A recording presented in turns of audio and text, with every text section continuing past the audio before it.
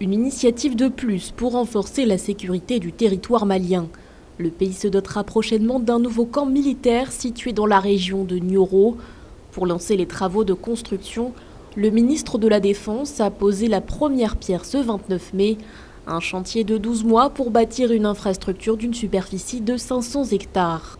Cet accueil chaleureux, empreint de fraternité et de dignité, démontre votre attachement à votre pays et à votre armée.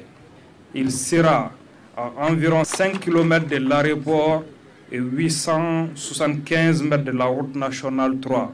En termes de commodité, le site recevra en plus des bâtiments pour bureaux et logements, des lieux de récréation, des aires dédiées aux manœuvres et exercices, des champs de tir, des infrastructures de santé et de sport et autres.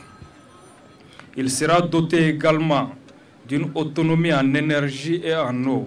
Outre Nioro, d'autres camps militaires ont aussi été construits cette année. En janvier dernier, le ministre de la Défense a notamment inauguré celui de Bani-Monotier, situé dans la région de Bougouni au sud-ouest.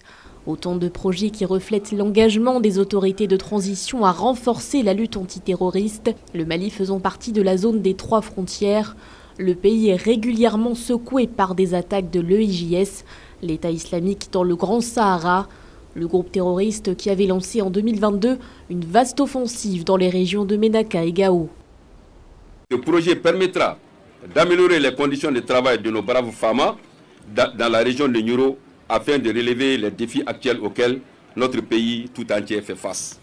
En effet, les populations de Nioro veilleront sur les forces de défense et de sécurité du Mali et assurent leur disponibilité à accompagner les initiatives des autorités de la transition pour redonner au Mali sa paix d'antan.